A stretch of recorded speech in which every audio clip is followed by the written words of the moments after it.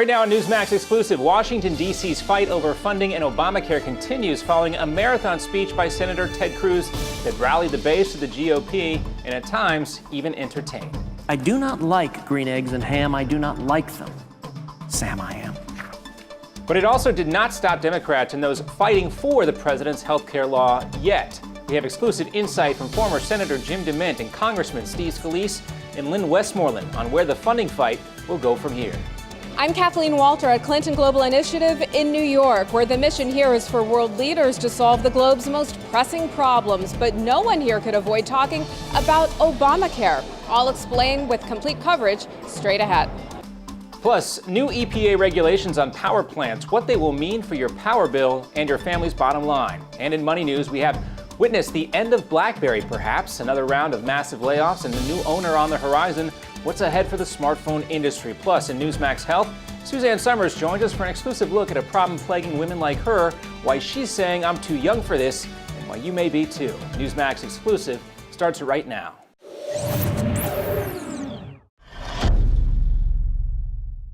Hello and welcome to Newsmax Exclusive. I'm John Bachman. Kathleen Walter is on assignment for us in New York, and we'll have the latest from the Clinton Global Initiative in just a moment. But first, we turn to the fight over funding the government and defunding the president's namesake health care law, Obamacare. Time is running out for Congress to pass a new budget, and if they don't do so before Tuesday, the government will run out of money. A final vote on a resolution without the Obamacare provision was expected in the Senate late this week, and then the bill heads back to the House, where anything could happen. Republicans met on Friday, and while some rank-and-file members want to keep up the fight, GOP leadership may be willing to deal in exchange for a one-year delay of the Affordable Care Act. And Democratic leader Nancy Pelosi says her party, though, is not ready to compromise. Totally 100% against. A new CBS News New York Times poll shows 44% of Americans would blame Republicans for a shutdown. 35% would blame President Obama and Democrats. The poll also shows that 56% of Americans want Congress to work together to fix the Affordable Care Act, while 38% want Congress to cut off funding altogether. So how do we get here? Texas Senator Ted Cruz joined every one of his Senate colleagues on Wednesday, and let me emphasize that, all 100 U.S. senators, to effectively vote against the provision of the House bill and that cloture vote, which will allow continued debate on the issue. That same provision, which strips out funding for Obamacare, that he and Tea Party conservatives are also trying to desperately preserve. Does it make sense? Well, not really to a lot of folks either. That vote came following Cruz's 21-hour faux filibuster. And Cruz at one point stated that he would speak until he was no longer able to stand. Well, it turns out he negotiated his performance ahead of time with Senate Leader Harry Reid. Cruz also maintains that he's fighting the good fight here and that he has continued to blast some of his fellow Republicans for their, quote, defeatist attitudes. And if we listen to the people,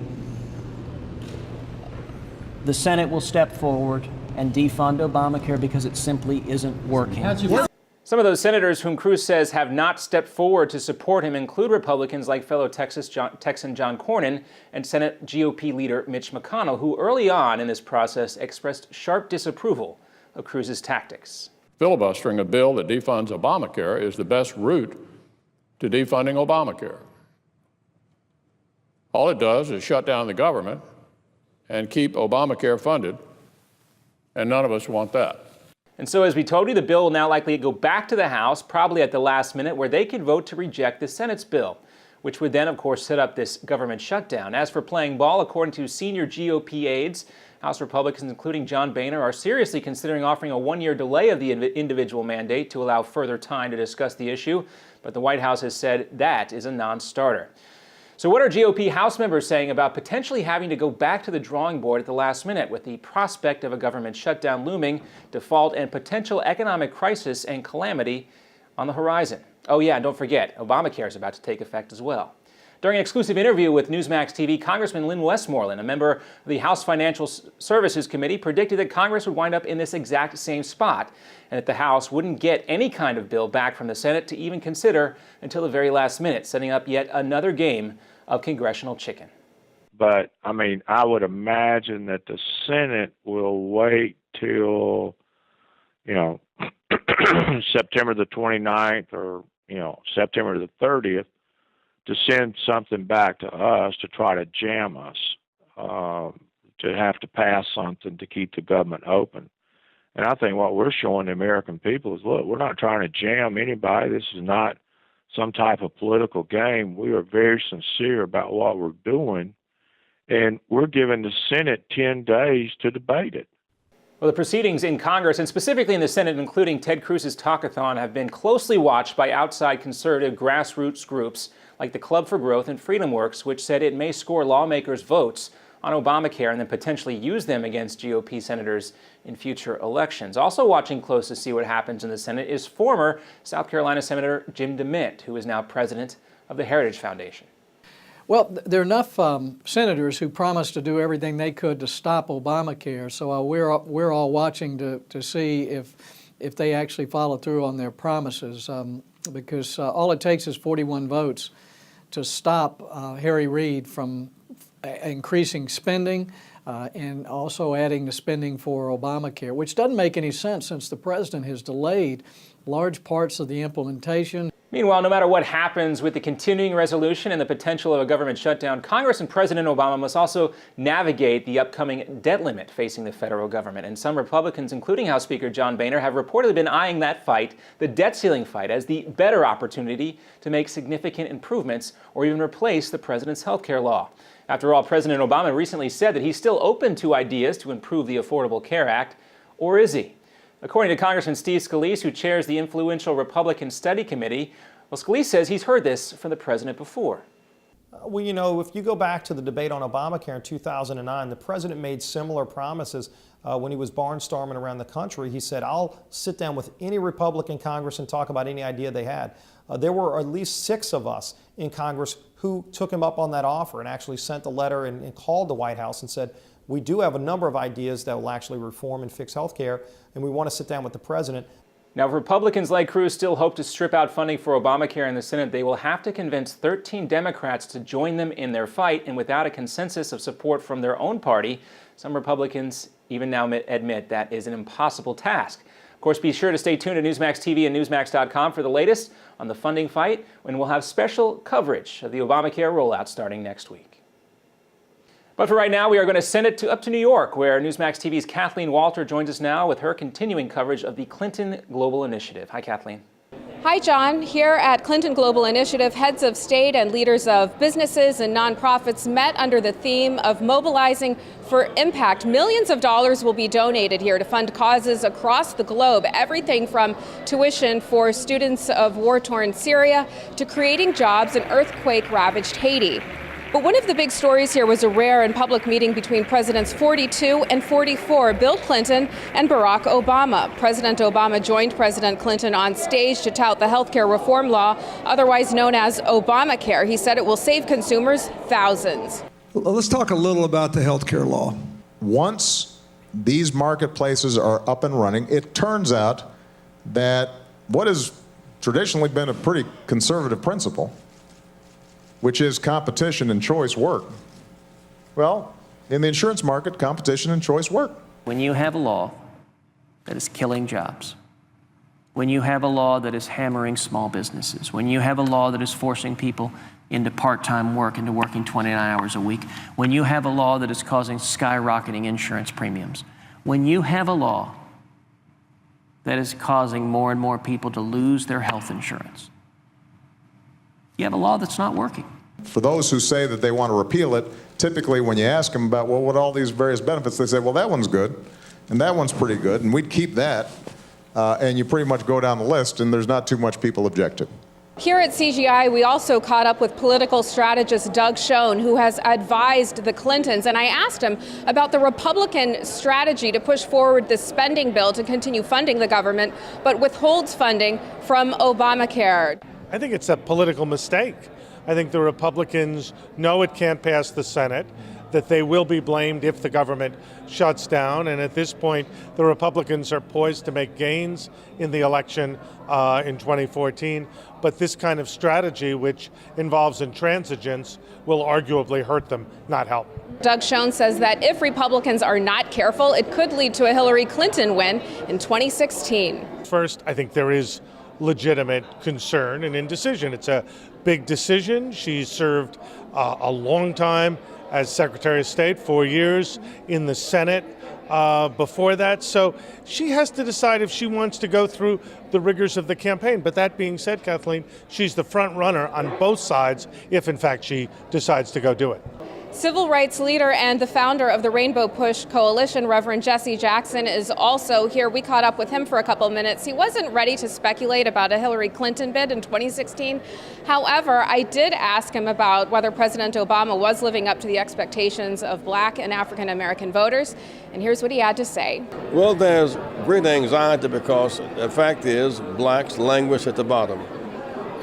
The disparities in health care. In big cities, they're closing public schools and laying off teachers and closing trauma units and hospitals, and there's no plan for reconstruction for those who are locked out. There must be some plan for those who are targeted with pain. There must be some plan for rejuvenation. And right now, such plan is not very visible. And John, as you know, CGI opened amidst the backdrop of the tragic Nairobi mall attack in which more than 60 civilians were killed. Here at CGI, we caught up with retired Army General Wesley Clark. He also is a former candidate for president running for the Democratic nomination. And I asked him about whether radical Islam continues to pose a threat to Western interests. There's certainly no blind eye to it. I think that what's happened is the central coordination mechanism was struck and taken down by when we took down Osama bin Laden. These are al-Qaeda wannabes. They're sort of franchisees. They're out there. They take advantage of developing nations, lack security, and Muslim populations to infiltrate. And then when they surface and they cause mayhem and murder, and then we go after them and we drive them back away and underground. And John, coming up a little bit later in the show, I'll have an exclusive interview with actress and wellness expert Suzanne Summers on perimenopause. What is it? Why is it occurring so much earlier in women now? And how do you treat it? I'll have that coming up again a little bit later on Newsmax Exclusive. That'll do it for us here at Clinton Global Initiative in New York. John, back to you in the studio. All right, Kathleen, we'll look forward to that. Also coming up on Newsmax Exclusive, is the Obama administration really waging war on the coal industry? One insider says yes, and we're all going to see this in our pocketbooks with these new federal regulations, where it hurts most and when we'll start seeing the change. Plus a Newsmax profile of a veteran and Republican congressional candidate in Florida, what this former Marine and seaman says about the nearly year-long backlog at VA hospitals. Next.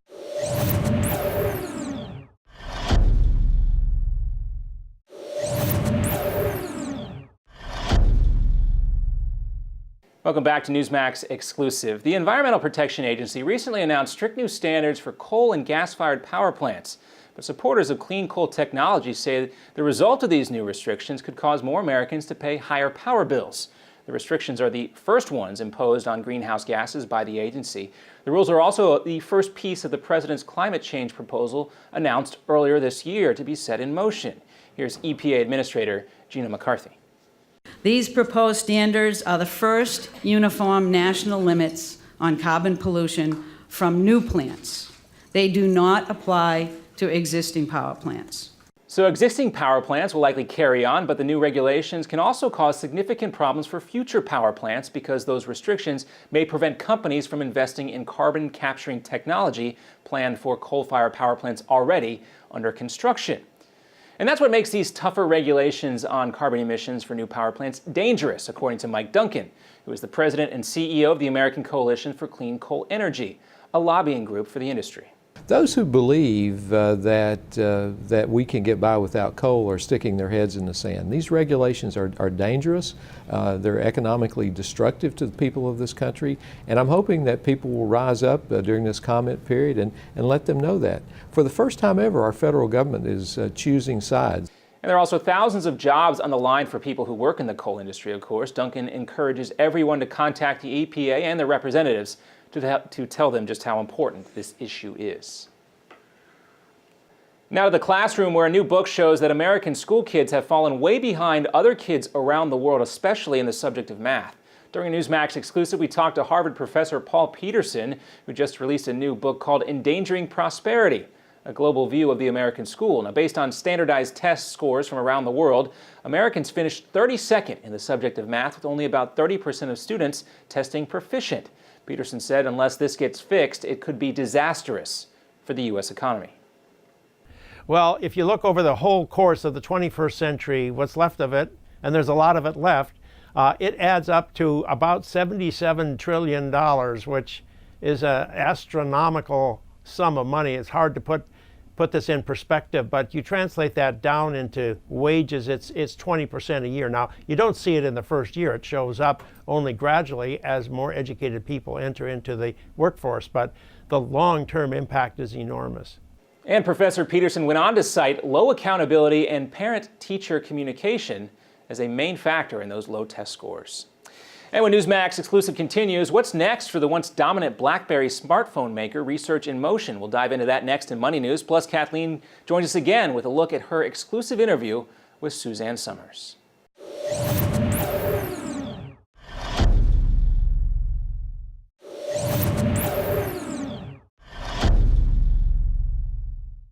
Welcome back. In our Newsmax Health Exclusive this week, we talk about a condition many women are dealing with but have probably said, I'm too young for this. Newsmax's Kathleen Walter joins us now from New York with her look at her interview with Suzanne Summers. And welcome back. Around age 35, health pioneer Suzanne Summers says she started feeling lousy, suffering from PMS, weight gain, and mood swings. She went from doctor to doctor without getting any relief. Now, she has a new book that chronicles her journey through perimenopause called I'm Too Young for This. And I asked her about her experience in this Newsmax exclusive. I call it the Seven Dwarves. Itchy, bitchy, sleepy, sweaty, bloated, forgetful, and all dried up. It's a language, and what I try to teach in this book is that those dwarves I just mentioned are symptoms. If your leg itches, you bloat. Women bloat all the time. They can't figure out why their stomach is so bloated. It's your hormones. You can't sleep. It's your hormones. You are irritable, or you find yourself weeping for no reason. And it's predominantly between 35 and 50. It breaks up marriages, it breaks up relationships, this hormonal imbalance thing.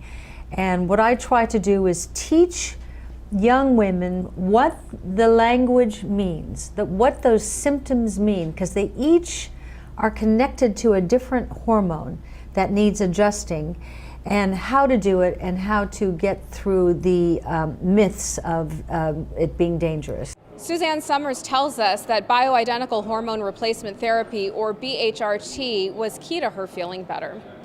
That'll do it for us here in New York. John, back to you in the studio. All right, Kathleen, thanks. And in Money News this week, it marked what could be the end of a once dominant product, the BlackBerry. Once worth as much as $100 billion, the company is now being sold to one of its largest shareholders in a deal worth $4.7 billion. The offer from Fairfax International will make BlackBerry a private company. Just last week, BlackBerry warned it will have to cut 40% of its workforce and lose nearly $1 billion just this quarter. The one-time leader in the smartphone industry has struggled to compete against Apple and Samsung. It's not clear right now whether Fairfax would keep the company intact or, as some have suggested, turn it into a software company. And coming up next, what to do about the problems at VA hospitals around the country. Why is it taking so long for our vets to get treatment? One congressional candidate explains what he hopes to do if he gets elected. Next.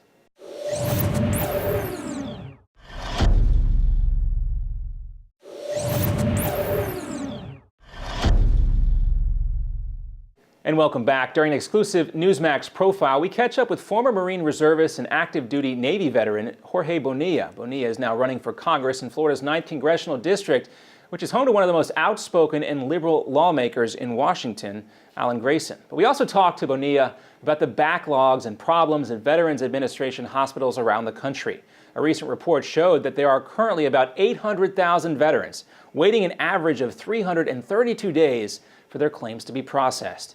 And Bonilla blames President Obama for making this a political issue.